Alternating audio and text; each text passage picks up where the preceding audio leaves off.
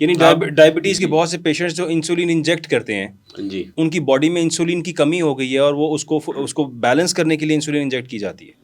Diabetes की अगर बात करें तो डायबिटीज़ जनरली 2 किस्म में डिवाइड की जाती है। एक टाइप 1 जिनमें इंसुलिन नहीं होती, ठीक है, और एक एक टाइप 2। टाइप 2 जिनमें इंसुलिन होती है लेकिन अपना काम नहीं कर रही होती। वो ठीक क्यों है। नहीं काम कर रही होती?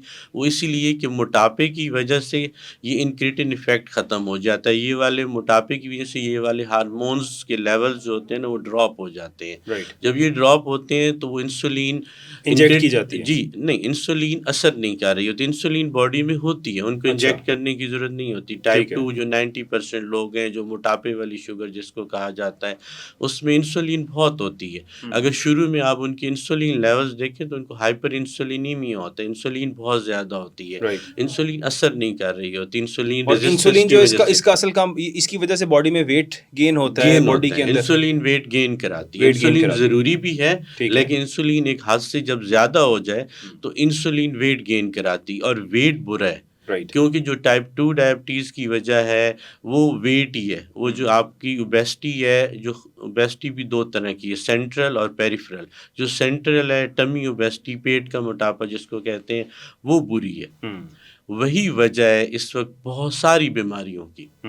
Sugar, blood pressure, cholesterol, uric acid, fatty liver, polycystic ovaries और इवन किससे डिप्रेशन भी बढ़ता है आपका मोटापा है तो। राइट। कुछ ज़ाहिर है सुस्ती भी जी हो जाएगी आपको और उसकी जी वजह से मेरा ख्याल है फिर हर चीज़ जो है वो जी बिल्कुल आपका ऐसे लाइफ ही है। साइकिल आप डिस्टर्ब मोटे होगा। लोगों को देखें, उनका काम करने को दिल नहीं करता, चलने को दिल नहीं करता। उसकी वजह यही होती है कि आप एक विशियस साइकिल में फंसे होते हैं। राइट। लाइफस्टाइल बुरा, आपके हार्मोनल इम्बैलेंस हो गया, फिर आपको इंसुलिन रेजिस्टेंस, तो ये सारी चीज़ें मिल के आपको एक उस तरफ लेके जा रही होती हैं जहाँ आप बहुत सी बीमारियाँ आपका इंतज़ार कर रही होती हैं। ठीक है। और ऑब्वियसली अगर आपका वेट गेन होता रहेगा, आप एक्सेस खाते रहेंगे, तो वो हर चीज़ excess of everything is bad. Similarly जी बिल्कुल, एक्सेस ऑफ सही कहा ईटिंग, आपने। Excess of food is even bad. आप हेल्दी फूड खा रहे हो, लेकिन एक्सेस खा रहे हो तो वो आपके लिए नुकसानदेह है। बिल्कुल आपने सही कहा। तो इसका मतलब ये है कि फिर ये अब ये जो आजकल के ट्रीटमेंट्स चल रहे हैं जिसमें अगर हम नाम लें, बहुत से इंजेक्शंस आ चुके हैं, मंजोरो है, ओज़ेम्पिक है, फिर इसके अलावा भी कुछ ऐसे इंजेक्शन, सेमाटाइड हमारा एक लोकल यहाँ पे आता है, वो भी लोग यूज़ करते हैं फॉर द वेट लॉस। ये सब आया तो एक्चुअली डायबिटिक पेशेंट्स के लिए था।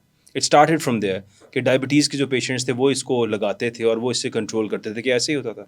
जिन इंजेक्शंस का आपने नाम लिया, हम इनको पेप्टाइड्स कहते हैं और मैं राइट। आपको बता दूं अगले 15-20 साल पेप्टाइड्स की हैं। मैंने एक टर्म आपको लॉन्गेविटी की बताई थी राइट। कि आपकी because everyone life wants to span, live, जी everyone wants to live actually. Everybody wants to live और राइट। हम चाहते हैं कि हर बंदा ज़िंदा ज़रूर रहे, लेकिन उसकी क्वालिटी ऑफ लाइफ बहुत अच्छी होनी चाहिए। उसको ज़िंदगी में किसी पे डिपेंडेंसी ना हो, वो बीमारियों से दूर हो, तो उसके लिए आपको एक हेल्दी लाइफ़स्टाइल, एक हेल्दी बीएमआई, एक हेल्दी बॉडी वेट चाहिए। अगर आप मोटे होंगे तो आप में बहुत सी बीमारियाँ होंगी। ठीक है। ये जितने भी इंजेक्शंस हैं, ये उन हार्मोन्स की कॉपीज़ हैं जो आपकी बॉडी के अंदर बनते हैं, ठीक है? राइट।